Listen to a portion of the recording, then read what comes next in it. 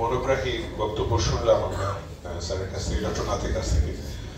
আমরা ডেকে নেব কলকাতার প্রাক্তন sheriff, senior neuro surgeon doctor Indrajit রায়কে।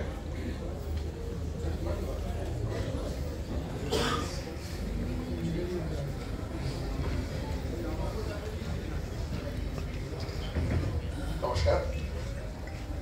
আজকে যেটা নিয়ে এতক্ষণ ডক্টর নাথ ভদ্রপদে ও বলে গেল, মাস্টারমশাই আপনি কিন্তু কিছু শোনেননি।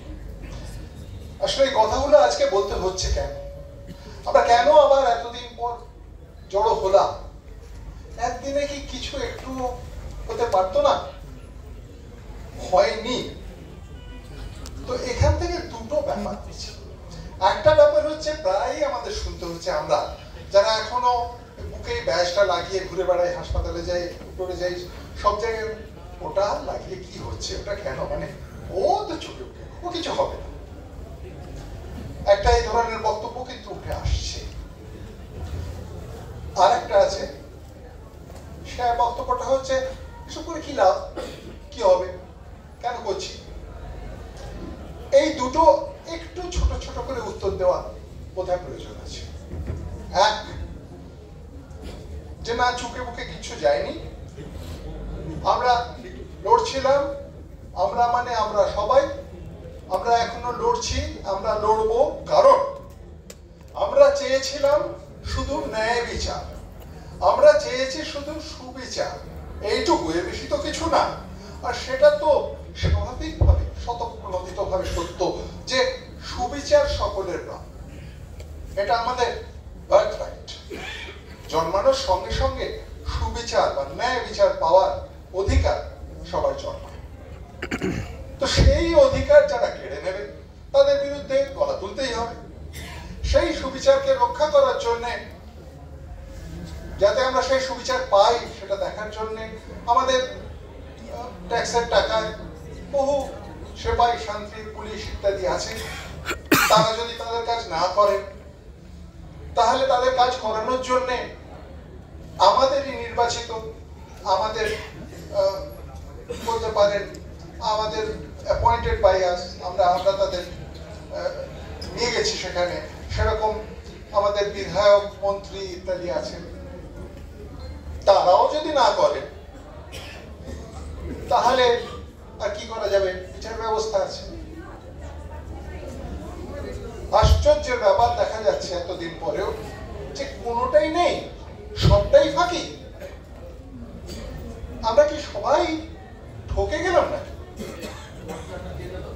আগেও হয়েছে, আবারও হচ্ছে, আমি বলছি আবারও হবে, যদি আমরা এই যে প্রশ্নটার উত্তর দিই যে হ্যাঁ সত্যি তো আর করে কি হবে। না, কিছু পুরোই নেই, আমাদের লড়তে হবে, আমরা পাবোই, বিচার পেতেই হবে। কতদিন লাগবে জানি না, আমি বয়স্ক মানুষ, দেখে যেতে পারবো কিনা শেষ তাও জানি না, কিন্তু তাতে কিছু আসে যায় না। আমি একটা ছোট্ট গল্প বলি। সেই গল্পটা আমাকে এক মনোবিজ্ঞানী বলেছিলেন, এক আরব্য দেশের গল্প, যে একটা জায়গায় খুব বদমাইশ এক রাজা ছিল। সে সব প্রজাদের ভিটেতে আগুন লাগিয়ে দিয়েছিল। এরকম একটা জায়গায় তার লোকজনরা আগুন নেভাতে দিচ্ছে না, আর গরিব মানুষরা চেষ্টা করছে তাদের বাড়িঘর রক্ষা করতে, জল ঢালছে। সেখানে একটা ছোট্ট চড়াই পাখি দেখা গেল, সে গিয়ে গিয়ে কাছের একটা নদীতে চট করে তার ঠোঁটে একটুখানি জল ভরে এনে আধ ফোঁটা করে জল বা এক ফোঁটা করে জল যেটুকু তার ধরে সেইটুকু এসে সে আগুনে ফেলছে। তো তখনকার দিনে পাখিরা কথা বলতে পারতো। তো তাকে একজন জিজ্ঞেস করলে ডেকে, এই পাখি এটা কি করছিস, দাও দাও করে গ্রাম জ্বলছে, তুই এক ফোঁটা করে জল ফেলছিস কেন মাঝে মাঝে? বললো যে না, ওতে আমি জানি আগুন নিভবে না, কিন্তু দেখো আগুন একদিন তো নিভে যাবে, সেদিন তো এখানকার ইতিহাস লেখা হবে। তখন যেন আমার নাম লেখা হয় যারা আগুন নেভাচ্ছিল তাদের দিকে, যারা আগুন জ্বালাচ্ছিল তাদের দিকে নয়। এখন আমরা সবাই বলি যে আমরা আগুন নেভাচ্ছি, আমরা সমাজকে রক্ষা করছি, আর যারা রক্ষা করছে আমরা তাদের দিকে, সেই সমাজ বিরোধীদের দিকে নই। আর একটা প্রশ্ন উঠছে সেটা হচ্ছে যে কেন, কিন্তু কি ব্যাপারটা কি, কে এমন সব লোক যারা অপরাধ করছেন আর তাদের রক্ষা করার জন্য, মানে তাদের পক্ষে মামলা করার জন্য সরকার বাহাদুর আমার ট্যাক্সের টাকা নিয়ে কোটি কোটি টাকা খরচ করছেন, কোর্টে গিয়ে বড় বড় উকিল আর সব নানা রকম খরচ আছে, সে সমস্ত করে বিশাল মামলা লড়ছেন তারা। কাকে ডিফেন্ড করতে, কেন, কি ব্যাপার কি? তাহলে এই ব্যাপারটাও মাথায় রাখতে হবে যে একটা শাসন ব্যবস্থা চলে সব সময় ত্রাস ও আশ্বাস এই দুটোর উপর। যে কোনো শাসন ব্যবস্থা, সেটা তো ভালো জিনিস, এটাকে রাজধর্ম বলে। দুষ্টের দমন, শিষ্টের পালন। এমনকি আমাদের ধর্মেও দেখা যায় যে দেবতার এক হাতে খাড়া থাকে আর এক হাতে কাটা মুন্ডু থাকে, আবার পরাভয় থাকে, আশিস থাকে। এই আশিস পরাভয় মানে শিষ্টের পালন, দুষ্টের দমন। মুশকিল হচ্ছে এই ব্যাকরণটা না উল্টে গেছে, তখন এটা সর্বনাশা হয়ে দাঁড়ায়। এই রাজধর্ম, যে রাজার ধর্ম হচ্ছে দুষ্টের পালন আর শিষ্টের দমন, যদি সেটা হয়, যা হচ্ছে নিরীহ নিরপরাধ মানুষের উপর অত্যাচার, আর যারা করেছে তাদের রক্ষা করা, এটা প্রয়োজন আছে। তার কারণ হচ্ছে ওই আশ্বাসটা কি প্রয়োজন, না হলে তাসের ঘরের মতো সব ভেঙে পড়বে।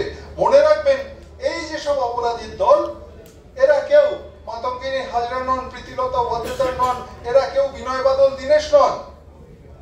এরা সব ছিচকে বদমাইশ, চোর, ডাকাত, খুনি, গুন্ডা। একজনের গায়ে যদি হাত পড়ে, সঙ্গে সঙ্গে অন্যরা বলবে আমি না, ও করেছে বলে নিজেরাই সব ধরিয়ে দেবে, প্রমাণ লাগবে না, নিজেদের গিয়ে কোর্টে ধরিয়ে দেবে। তাহলে তো সর্বনাশ। সুতরাং এদের যদি হাতে রাখতে হয়, আমাকে যদি শাসন চালাতে হয়, তাহলে তাদের আশ্বাস দিতে হবে, ওরে তোর কিছু হবে না, তুই আমার কাজ কর, তোর কিচ্ছু হবে, আমি আছি, আমার হাত যতক্ষণ তোর মাথায় আছে কোনো ভয় নেই, কিচ্ছু হবে না। আর না করলে অভয়া, আবার অভয়া, তো আবার অভয়া কবার হবে? এই হতে থাকবে আপনার ঘরে, আমার ঘরে, সবার ঘরে অভয়ই হতে থাকবে। এ তো হতে পারে না। তাই আশা ছেড়ে দিলে, পিছিয়ে গেলে, মুখ ফিরিয়ে নিলে হবে না। আমাদের ঘরে ঘরে যেতে হবে, সবাইকে বলতে হবে, যারা পিছিয়ে যাচ্ছেন, যারা ভয় পাচ্ছেন, তাদেরও বলতে হবে কি হবে। আসুন না সবাই মিলে রুখে দাঁড়াই, আর ওই রুখে দাঁড়ানোটা চালিয়ে যায়।